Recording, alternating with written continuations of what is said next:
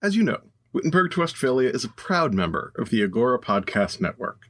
This month, I would like to call your attention to Map Corner, a show about maps. It's hosted by our own Royfield Brown and by Claire Asbury. As you may be aware, I sort of make maps for a living, or at least I work with geographic data, so this show is particularly fun for me. If you like maps, give it a listen. If you don't like maps, I don't know what you're doing with your life, but okay, you do you. Anyway, link in the show notes. Onward we go. Quick piece of housekeeping. If there is a Richard A. out there who donated recently, something weird may have happened with your donation in Patreon, so you might want to get in touch to just clarify what's going on. Anyway, onwards. As you are likely aware, freedom isn't free, and neither is this podcast, and so we must give honor and praise to those who put their money on the line in order to ensure that this show has a glorious future for us all. This month, we have a donor and we have several patrons, and they are all worthy of our thanks. First up, we have an individual who said he didn't need a snarky regnal name because his own name was already cool enough as it was. I will insist on ennobling this person, and so I present to you all Sir Maximilian Ferris. Sir Maximilian Ferris, that is indeed an awesome name. Thank you very much. Moving on to patrons. Past patron Duchess Ellen the Pipe Wrench has increased her gifts to the realm, and so I have increased her title to Duchess Ellen the Pipe Wrench, whose might spans the kingdom's plumbing. Duchess Ellen the Pipe Wrench, thanks very much. Up next, we have someone whose name I am probably pronouncing this wrong, and if so, I apologize. Get in touch and I will correct it next time, but Kenneth's contributions to the kingdom have earned him the title of Jarl Kenneth, Cleanser of the Royal Fans. Alexander has been brought to the rank of Duke, and will henceforward be known as Duke Alexander, Squeezer of the Royal Widows, Orphans, and Other Wards. David has been raised to the level of Viscount, and shall be known as Viscount David, the accounts manager beyond reproach. His Holiness Michael shall be known from this day to several future days as Bishop Michael Lightfoot, Crosser of the Royal Tulips. Up next we have Claire, whose purity and spiritual devotion to this show has earned her the status of Abbess Claire, Flayer of the Villages. Thank you very much, Claire, for your many services. Then we have Helen, who shall be known henceforward as Duchess Helen, the miraculous seamstress. Maybe Duchess Helen can do something about those poor villagers. Next up, we have someone named Earl, who shall be known henceforward as Count Earl, duster of the northwest corner of the second largest assembly room in the royal palace, part-time. And finally, we have Lawrence, who shall be known far and wide throughout the kingdom as Sir Lawrence, chair-sitter. Thank you to all of the donors and patrons from this past month.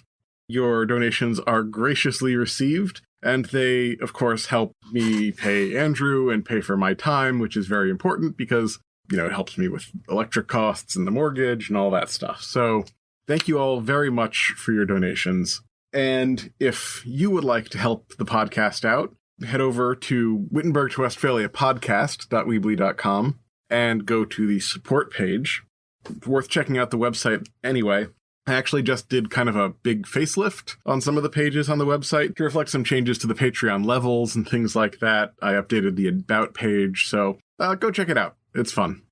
If you do not have money to contribute to the podcast, listening is very nice. Feel free to get in touch. Your encouragement is always appreciated. And I should say, I've heard from a bunch of people this month, and this has been a hard month with school being out and things like that, but still being under pandemic conditions. So I really appreciated the feedback, and just thanks to everybody who got in touch. And last, but certainly not least, putting a written review and rating on the podcatcher of your choice is a worthy and beloved sacrifice to the algorithm gods that control our fates. So, with that, let us go on with the show. If little improvement was to be expected from such great proprietors, still less was to be hoped for from those who occupied the land under them. In the ancient state of Europe, the occupiers of land were all tenants at will, They were all, or almost all, slaves, but their slavery was of a milder kind than that known among the ancient Greeks and Romans, or even in our West Indian colonies. They were supposed to belong more directly to the land than to their master. They could, therefore, be sold with it, but not separately. They could marry, provided it was with the consent of their master, and he could not afterwards dissolve the marriage by selling the man and wife to different persons. If he maimed or murdered any of them, he was liable to some penalty, though generally but to a small one. They were not, however, capable of acquiring property. Whatever they acquired was acquired to their master, and he could take it from them at pleasure. Whatever cultivation and improvement could be carried on by means of such slaves was properly carried on by their master. It was at his expense. The seed, the cattle, and the instruments of husbandry were all his. It was for his benefit. Such slaves could acquire nothing but their daily maintenance. It was properly the proprietor himself, therefore, that in his case occupied his own lands and cultivated them by his own bondsmen. This species of slavery still subsists in Russia, Poland, Hungary, Bohemia, Moravia, and other parts of Germany. It is only in the western and southwestern provinces of Europe that it has gradually been abolished altogether. But if great improvements are seldom to be expected from great proprietors, they are least of all to be expected when they employ slaves for their workmen. The experience of all ages and nations, I believe, demonstrates that the work done by slaves, though it appears to cost only their maintenance, is in the end the dearest of any. A person who can acquire no property can have no other interest but to eat as much and to labor as little as possible. Whatever work he does beyond what is sufficient to purchase his own maintenance can be squeezed out of him by violence only, and not by any interest of his own. In ancient Italy, how much of the cultivation of corn degenerated, how unprofitable it became to the master when it fell under the management of slaves, is remarked both by Pliny and Columella. In the time of Aristotle, it had not been much better in ancient Greece.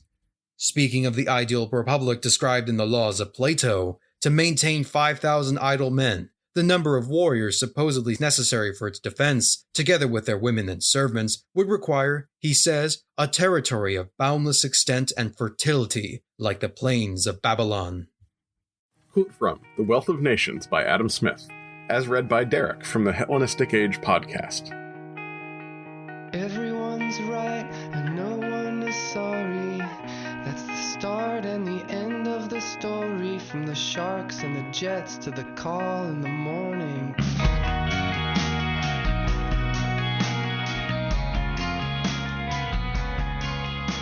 Greetings! My name is Benjamin Jacobs, your host as we travel towards Wittenberg and Westphalia.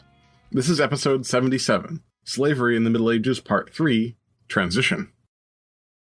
In the last few episodes, we've examined slavery in the Middle Ages, initially in terms of the theories of slavery presented in the historiography, and also specifically in terms of the legal and economic underpinnings of the practice. Having laid that groundwork, we know that, as late antiquity ended, there were several different kinds of ways that slave owners used slaves to make profits. But all of these ways relied to a greater or lesser extent on the framework of the empire itself. There was an ideological justification in terms of the idea that slaves did not deserve freedom for some reason, and there were economic conditions of a politically stable society that was able to enforce the rule of law, thus allowing the laws that kept slaves in bondage to be kept in place with a minimal expenditure of resources by the owner. This, in turn, allowed the slave system to produce goods for sale in the empire's complex trading network, without which none of this would happen. Then, it all died. The economic network fell apart, the ideological systems shifted, etc., etc., etc. Today, we will begin examining the changes that took place in the slavery system of the former Western Roman Empire, a set of processes that would ultimately be resolved as Europe entered the High Middle Ages, and which would underpin the way most people lived in Europe up until the early modern period, and indeed, even after. I should just quickly note here that, once again, I am deeply indebted to Dr. Alice Rio's book, Slavery After Rome, for the information in this episode. We may be moving on to a new source next episode, but we will see how far we get today. The first change to address is ideological. This is the place where many traditional historians located the credit for the transition of slavery into serfdom. The traditional story was that the adoption of Christianity by the Roman Empire made slave owners feel bad about slavery, and so they freed their slaves for the benefit of their soul. But not that free, and the people who came after them still had to have people do things for them, because, God forbid, rich people do work, and so they found ways to claw back a kind of halfway status between slavery and freedom that became serfdom. My take, which is heavily informed by Dr. Rio's take, on these changes to ideology is a bit more nuanced, but the ideology is important to the story. It is true that in most ways of looking at Christianity, it's not a huge fan of slavery, at least in comparison to earlier Roman ideology. After all, in the Bible, Jesus calls for sympathy for poor people, and he hangs out with slaves and freedmen all the time. In contrast to the Roman view that slavery was sign of a moral defect, Christianity seemed to view these people as redeemable. In general, Christianity argued that slavery was not the slave's fault. The rationale depended on the theologian and the time, and there were many takes on this. And the rationale also differed by the way the person was enslaved. Like, you didn't really find any Christian theologians in the Middle Ages who had a problem with penal servitude. But just to give two examples, one major current of thought was that people who were slaves were being allowed by God to do penance, in this life, so that they would be guaranteed a place in heaven in the next life. Blessed are the meek, and all that. On a more practical level, many theologians just observed that a poor person who was starving due to a wider famine could hardly be to blame for taking a way out that saved their family from death. And someone who was taken prisoner in war could, hardly be faulted under Christian theology for not effectively committing suicide by refusing to remain a slave. This created a bit of an awkward situation for the wealthy, because if slaves are good, actually, then what does that say about slaveholders who spend all their days going around beating slaves and starving them and just generally not treating them as equals in the eyes of God, and who also, incidentally, pay priests salaries? The classic case of getting out of this awkwardness that Rio cites, and I'll just use it too because it's convenient, comes from Charles the Bald's Edict of Petrus, about which I think we need to have a podcast footnote. Also, I may have pronounced that horribly. Sorry. Edict of Petrus? Whatever. Podcast footnote. The edict is an interesting case. The legal code had a breathtaking ambition in that it was extremely wide-ranging, with a comprehensiveness that even Charlemagne hadn't really attempted, and it also did this while citing precedent, chapter and verse, from earlier legal codes to justify every little thing that it was saying as not an entirely new invention, but just a compilation, setting things to right. This is the way things were supposed to be interpreted before things all got muddled in the past. That kind of thing. It's very Middle Ages. Of course, this involved a lot of picking and choosing to get the outcomes that Charles wanted to be considered the right interpretation. This was hardly a passive compilation of existing precedent. Despite couching itself in older laws, it was what we might call an activist interpretation of precedent. As a key example for us, there were many available legal precedents available to Charles about slavery, which we've talked about previously, that were available to him from Theodosius's laws on back. But instead, Charles chose to ignore them and cited scripture as precedent, as we will see in a second. The other interesting thing here that we just really need to say is that, as you will no doubt remember, Charles was a useless such-and-such who was in way over his head and ended up stuffed in a pickle barrel that was abandoned in the Alps by his friends due to the unbearable stench of his corpse. We should not therefore view these laws as binding on anyone, or even as representing a precedent that would have been used in your average manorial court. At the same time, similar laws would pop up from here forward in Europe, at least in regards to how these laws viewed slavery. So we can take the edict to show us an evolution taking place in the ideologies of the time, at least in terms of the Frankish court, or what was left of it for the few minutes after it sort of walked Wile E. Coyote style over the chasm and then started to drop. End podcast footnote. So what Charles said in the edict was this, and I quote, "And if someone says that he does not want to give his money for a free man in a time of famine, or for another necessity, if he cannot keep him as a slave forever, let him heed what the Lord tells him through his apostle, saying, He who has the wealth of the world and sees his brother is in need, and shuts up his heart from him, the love of God dwells not in him. End quote. He went on to ban selling such individuals abroad and a few other important provisions. But what all this is to say is that rich people who buy poor people aren't monsters, actually. They're charitable leaders of their community. The ones that refuse to buy poor people in need, those are the real monsters. Sure, this purchase should be temporary until the debt is paid, but rich people are doing society a service by buying humans in debt. They are keeping them from starving, as is the Christian thing to do. And of course you can't just expect them to give away the money for free. That would be ridiculous. Papa's got to get paid. So, slaves are not morally defective, but slave purchasers are doing society a service by buying them. This was the ideological shift in the Church of the Middle Ages as regards slavery. And it had some implications. While selling yourself into slavery in the Roman Empire was considered so taboo as to be in complete violation of the very spirit of the existence of the laws in Roman society, with the state ultimately condemning both parties to such a deal, in the early Middle Ages, all that heat was off. The seller was no longer some sort of outcast, they had just fallen on hard times. And the buyer was not potentially violating the most basic norms of human society, now they were a charitable leader of their community.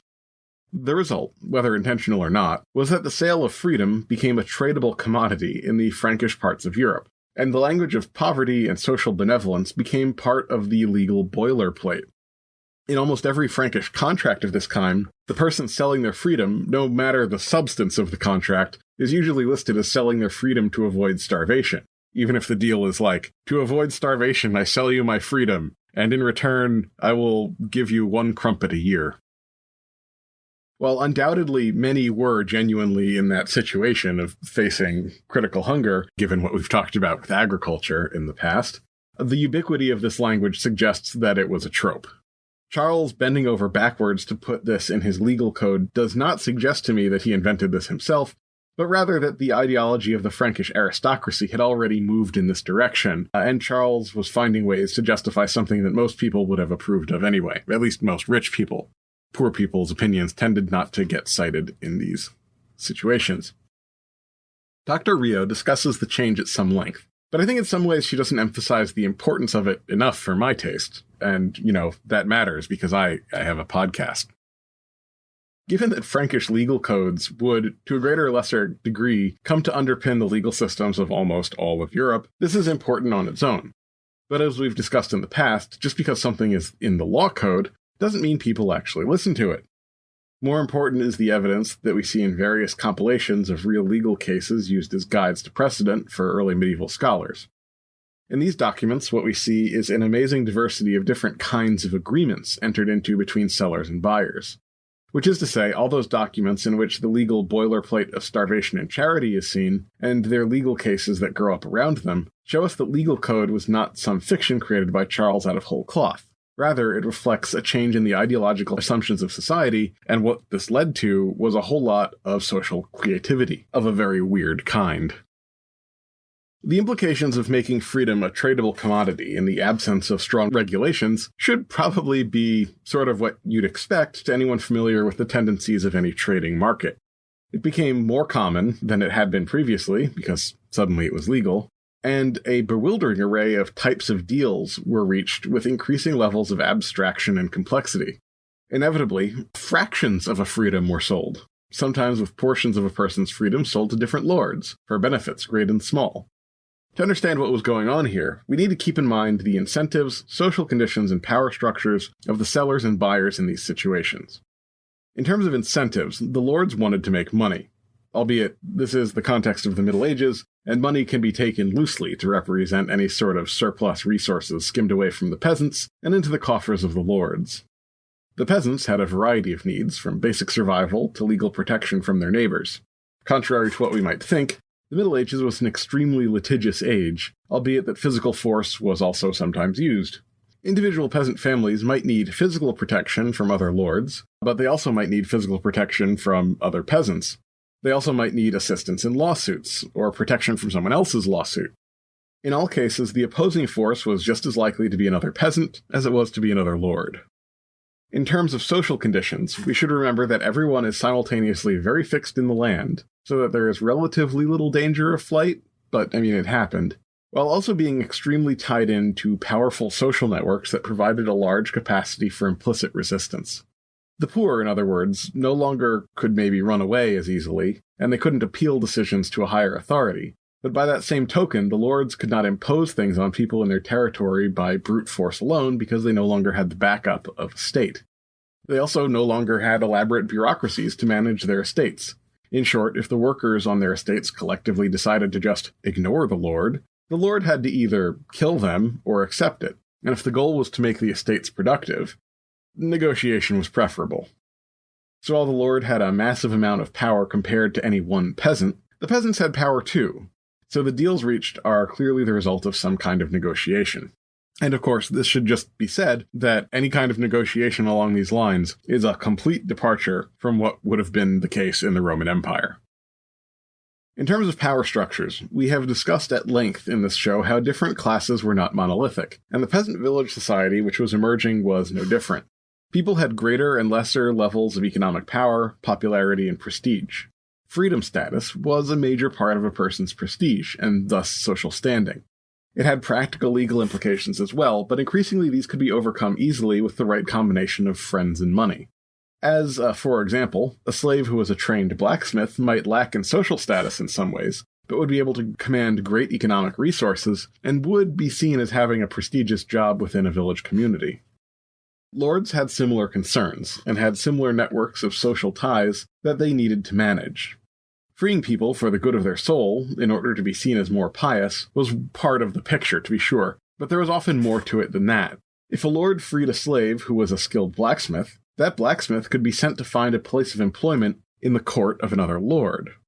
This would serve to create social ties between the lords, since freedmen would be expected to always have good feelings towards the person who freed them, while also having some loyalty to the person who was paying them. This would create a diplomatic tie from between distant courts. So bringing people in and out of slavery served a number of purposes for the lords in terms of social hierarchy that are worth keeping in mind. Though in general the point was to make money and be on top of the local heap, slaves could also help the lords in their attempts to gain prestige and build alliance networks with other lords. Dr. Rio is quick to point out that the types of arrangements between lords and enslaved people varied greatly by time and place.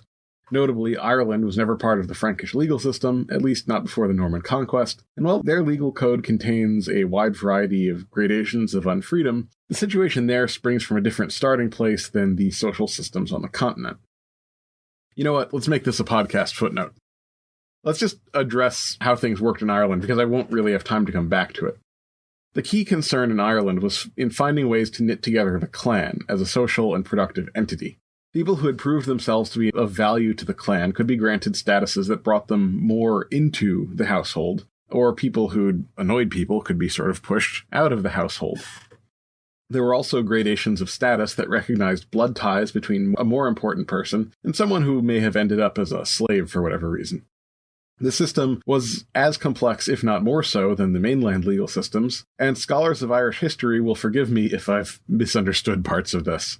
My statements here are based on short discussions of it in Dr. Rio's book, and I did go and make an attempt to try and read some of the primary sources, but you'll remember from that intro quote that I did with Sam Hume, I mostly just came away confused, and Sam, who's from that part of the world, if not Ireland specifically, was as equally confused as myself, and he's a PhD candidate. Anyway, end podcast footnote. Other places where Rio points out differences are in Byzantine or Islamic-dominated places.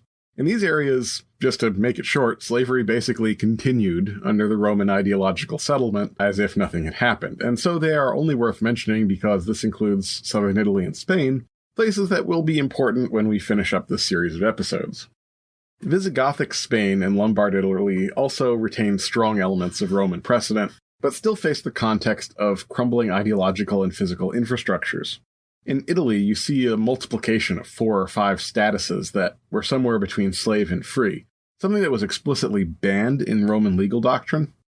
In Spain, the legal code rigidly stuck to Roman precedents, while other documents from the area indicate that things like self-sales and debt slavery were becoming more and more common on the ground in the real world. So they maintained this legal fiction that everyone was ignoring.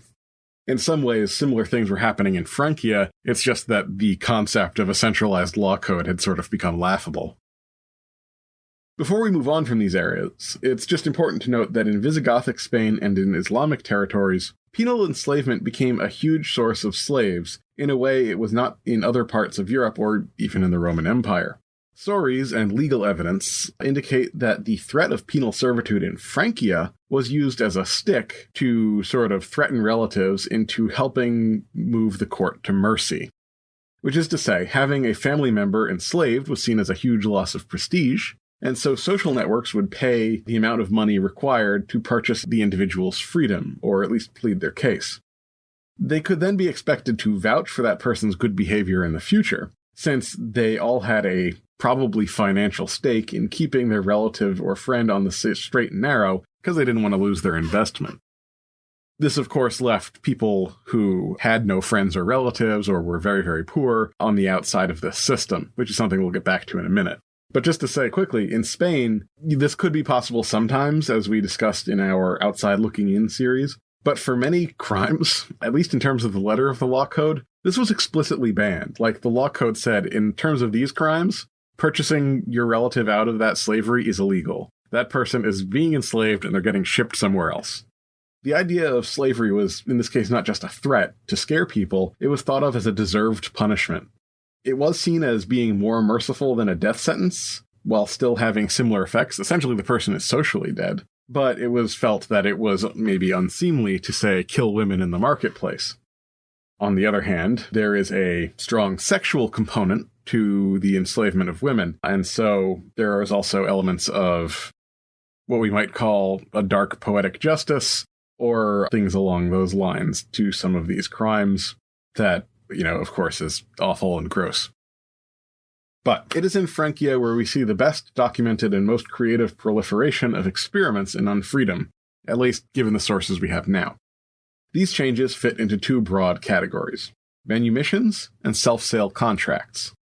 We will deal with these each in turn. We've touched in several previous episodes on the many aspects of manumission as it related to the creation of unfree type statuses.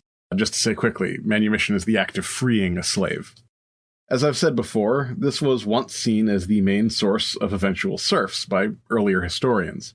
While this is no longer seen as the main source of serfs, for reasons we discussed previously, no one will deny that this was maybe a source of people with confused statuses between free and unfree. These come in the forms of what I guess we might call manumission contracts, where a former owner lays out the terms under which the manumission is taking place. We see more evidence of these in the form of legal records in which the people who were freed, or their children, have some sort of dispute with the descendants of those who freed them over the terms of the deal. The terms entered into could be extremely light, as we discussed in the previous episode, and often the manumissions came with the land that the peasant family was already working on, which, for the time, is a pretty generous deal. In other cases, the manumission basically froze their required activities at a certain level. So if a farmhand was getting old, the slave owner might require that they only help move hay from then on, but otherwise grant them their freedom from all other duties. However, their descendants might be stuck with that status forever. And of course, there are deals that are more familiar kinds of serfdom, where a person is freed, but has to return to do labor for the owner's farm 3 days out of the week, or something like that, or give half their crop. We see deals like this both for secular and religious masters, but almost always the documents were preserved by a religious institution, which is something we should take with a grain of salt. Sometimes this was because churches were used as document repositories in a time when they were seen as the only trustworthy long-term institutions, but usually it was because the church would later inherit the status of owner. This was also often intentional, as the church was often seen as a trustworthy pair of hands to leave a freedman in. The lord's descendants might try and claw the deal back. Presumably the church would be a neutral third party, and for their trouble, their wards would do some work for them. And over time, this became an important revenue stream that the church would seem to wring every last drachma out of. But the idea in terms of the person who was doing the manumitting was they freed the slave and then transferred the deal over to the church, and then hopefully the church would just maintain the dependent party's freedom forever. This period of sort of the 1000 to 1100, that kind of era, this period is full of forgeries in general. And so, as you would expect, some of these forgeries involve the priests or abbeys having legal rights over individuals that the said individual might have disagreed with, but the church just produces this document and says, oh, Charlemagne signed this, or whatever. But some of the forgeries are downright weird in a fairly entertaining way, and so I'm sure you'll forgive me for a little bit of a tangent. In one instance, the Bodmin Gospels, the priests of Bodmin in Cornwall had taken to listing manumitted people, with witnesses, in the margins of their copies of the Gospels. Undoubtedly, this helped ensure that the deal had an extra sense of legitimacy and magical unbreakability. The priests also took to saying who was the spiritual beneficiary of the act, a concept that is itself fairly interesting given what we're going to be talking about in a few years. Say, if you were worried about the soul of your dead relative, and you thought that freeing a slave was a good thing to do, you could go to the priests and free some slaves, and then have them dedicate the spiritual benefits of your deed to your dead relative. Sort of like saying a prayer for someone, except with freedom. This is theologically interesting, but that discussion's for another time. Suffice it to say that in some parts of Britain, it was possible to dedicate the spiritual benefits of manumission to someone other than the person who actually did the manumitting. This is already a little wild, as we're talking about priests using the magic of a Bible to help ensure the security of a manumission deal, and then donating the spiritual bonus points to someone who was not even there. But then the priests took these strange things and kind of turned them up to 11. They started listing people as witnesses and spiritual beneficiaries who had a lot of political importance, like, say, the King of England or the Queen or certain dukes. They did this for all the kings, in fact, from Edmund to Ethelred, which Dr. Rio says is 15 kings in a row. You might want to go check with the History of Britain podcast to see if that's real, but I didn't count. But I'm going to take her word for it, because she's a doctor. Now, Bodmin may be a very nice place to visit. Cornwall, I hear, is beautiful, but it is a bit out of the way for most English kings who had, war stuff to do. In fact, we are very sure that most or all of these people did not actually travel down there at the times they are listed as being there. So basically, the priests have created a fraudulent document in a Bible where they claim random important people came to their abbey to witness a manumission. This would be sort of like if I renewed my registration at the DMV, and the DMV tried to say the processing agent was Taylor Swift. Or like Lil Nas X. The kids still listen to Lil Nas X, right? Let's go with him, Lil Nas X, yeah. So he's the witnessing agent, because no one would want to screw with document witnessed by him.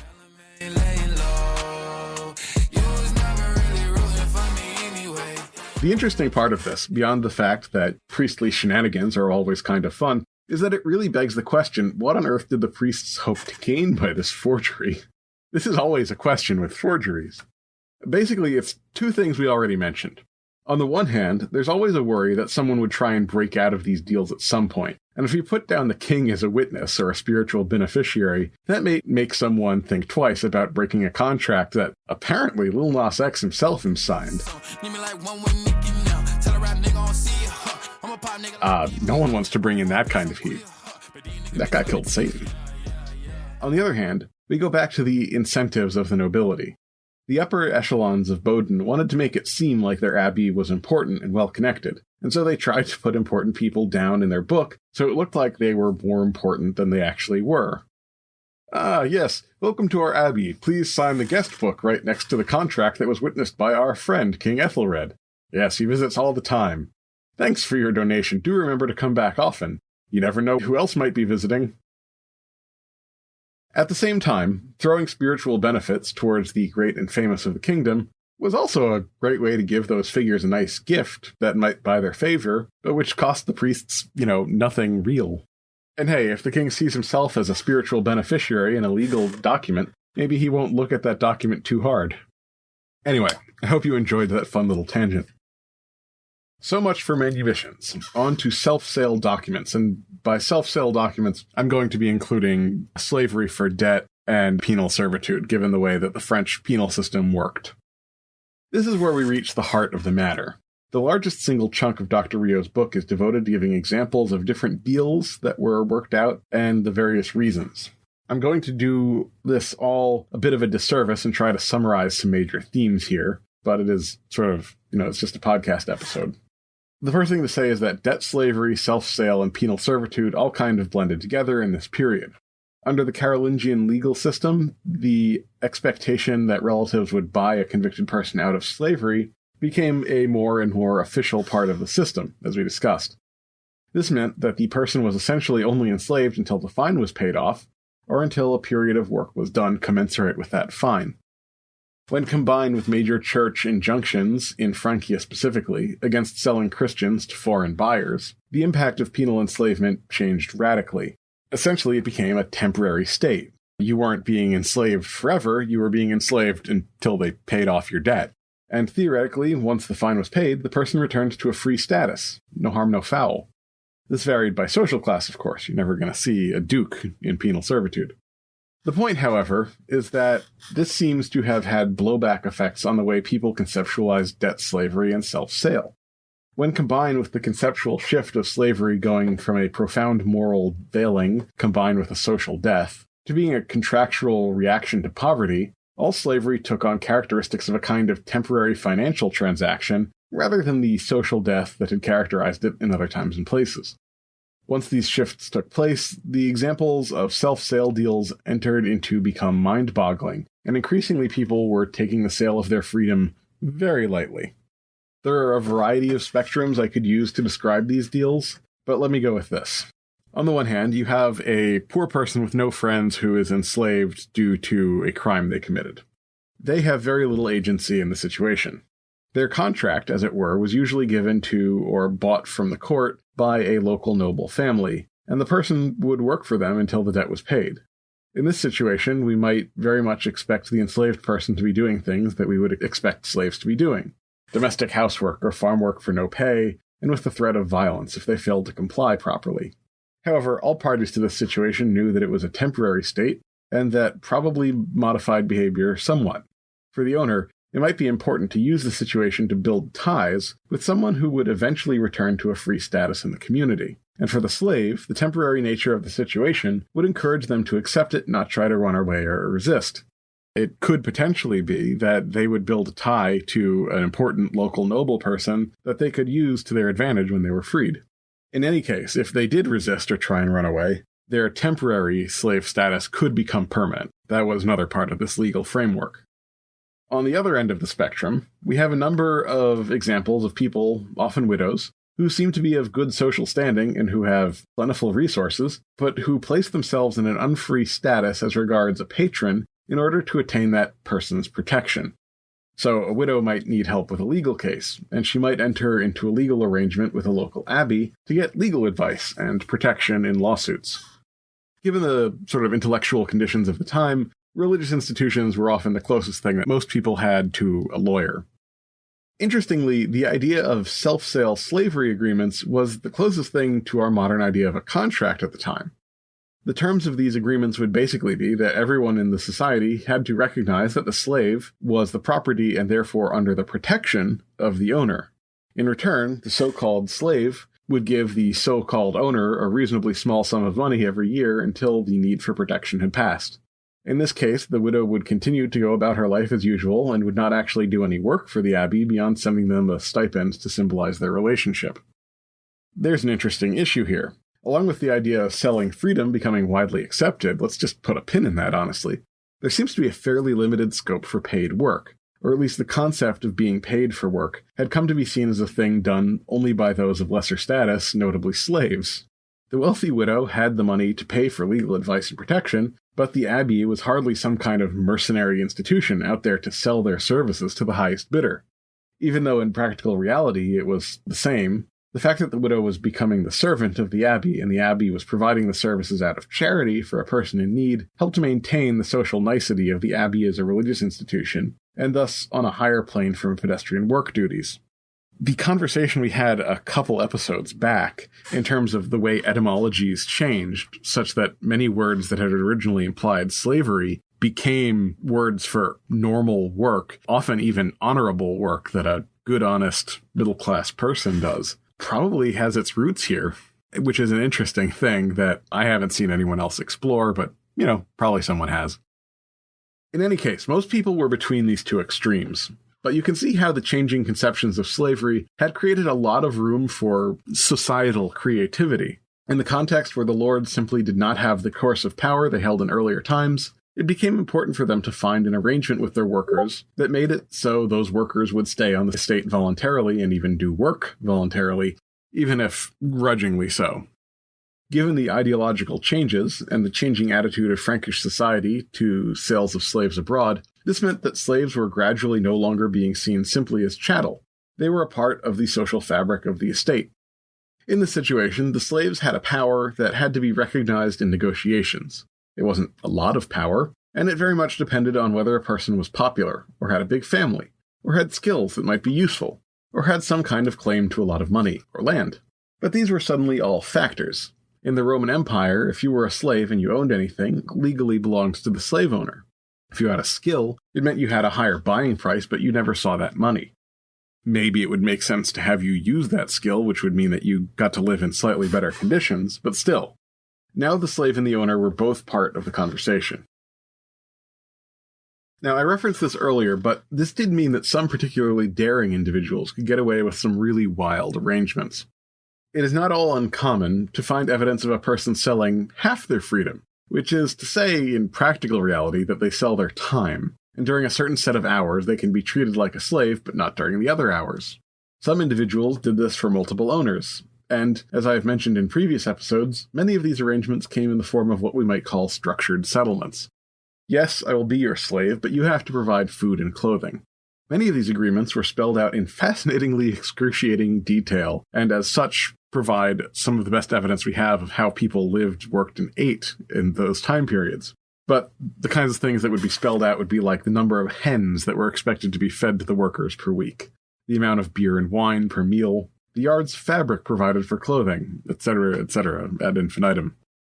On the other hand, we should not delude ourselves that this was, in most cases, a civilized conversation between equals over the medieval equivalent of a person's benefits package. The lord had coercive power available. It was not enough to impose their will through brute force alone, but there was also no higher political authority there to enforce deals or protect a peasant from a lord's army. At the end of the day, if the lord wanted to make you enter an arrangement, it was possible to coerce you into doing it, and the agreement would be recognized in court because the court was either run by the lord or by other lords who did the same things. So, say, if you owned a large farm that the lord wanted to incorporate into his estate, and your family was out there on your own, well, that's a nice farm. It would be a shame if anything were to happen to it. But as we saw, the lords could only push this so far. The goal was to get that farm into the estate, and it was no good to the lord if there was no one working it. And so the lord would offer that kind of peasant better terms than they would offer a peasant with a small farm or no farm. And once the farmer was in the village with the other peasants, they might find some actual protection from the communal character of the village. Sure, the lord knew where everyone was, and it would make it easier to tax them, but all of a sudden there was a lot of physically fit, somewhat angry people together in one place, a place that was easier to defend with so many eyes working together. This brings us back to a question asked by Marc Bloch all those years ago. In this society, where unfreedom had ceased to be a kind of social death, and where free people were often no better off than unfree people, what was the point of the status? Yes, it had some practical drawbacks, as lords got more say about who you could and couldn't not marry, and there were maybe more burdensome labor obligations, but everyone was paying the lord something at this point. What value did this piece of identity status have? Bloch's answer was that this was mere silly sentiment of a ignorant rural population, but Rio goes a bit further. Rio argues that it was emphasized by the lords. It gave them one more thing to negotiate for in the deals they were working over with the peasants, but it also represented a way to break up the unified front of the peasant village communes. By getting people to worry about this identity status and keep them negotiating their arrangements individually rather than collectively, it kept the peasants divided, and it made it so they would never be equal parties in the negotiations. This would work for many years, but in the 1100s and the 1200s, changes were in the air that would once again change the terms of this entire conversation, and finally create the fully codified serfdom status that we know and love from our history books. But that is for next episode. Today, I think we definitely need a more extensive summary than usual to wrap this all up, because this could be confusing. In earlier episodes, we discussed how changing conditions at the end of antiquity were pushing poor farmers down while raising slaves up. In effect, today we discussed what happens when they collided. It was thought for many years that the poor farmers became the free peasants of later years, while the slaves became the serfs. But the evidence shows many different processes at work. On the one hand, we have a wide variety of arrangements for freed slaves, and these arrangements sometimes involved the freedmen genuinely being granted total freedom, often for the purposes that suited the lord's social status needs. In other instances, the freedmen were put into situations where they still owed their former owner some kind of service, and eventually the status became hereditary via a wide spread of statuses. On the other hand, the chaos of Europe created conditions that made many free peasants, willingly or unwillingly, enter into deals with lords where their freedom status was traded for some kind of good or service. Again, this manifested as a chaotic array of individual deals, some of which became hereditary, though they were often renegotiated regularly. This was permitted by, or possibly permitted, a change in the ideological underpinning of slavery. Partially abetted by Christianity, slaves were no longer seen as morally defective, just unfortunate souls fallen on hard times. Slave owners were recast as generous patrons, keeping their neighbors from starving to death. A key part of this shift was that it was no longer allowed to sell slaves abroad, with slavery no longer representing a social death, but often becoming a temporary result of debt or minor crimes. The stigma of slavery gradually fell away to a certain extent, and a person's legal status as free or unfree became a tradable commodity, a part of wider negotiations between individual lords and individual peasants, with the resulting deals having as much to do with the peasant's popularity, wealth, skills, and family as it had to do with heredity. This was also done in a context of widespread illiteracy on all sides of these negotiated processes. Needless to say, the result was a total legal chaos. In the 1200s, as literacy picked up and Europe's first post-Roman legal scholars started to emerge from the new universities of Bologna, Naples, and Paris, these classically trained men took one look at the legal arrangements of the time and began screaming, and did not stop for several centuries, which was quite alarming if technically untrue. At the same time, a new class of lords descended from hard-nosed urban merchants emerged and began buying up land in the countryside to celebrate their new noble status. They had a similar reaction to the legal situation they found. It was not as neat and tidy as the trade deals that they were used to. Something would need to be done to clean up this mess. We will find out what they did next time as we wrap up this series on slavery, here on Wittenberg to Westphalia, Wars of the Reformation.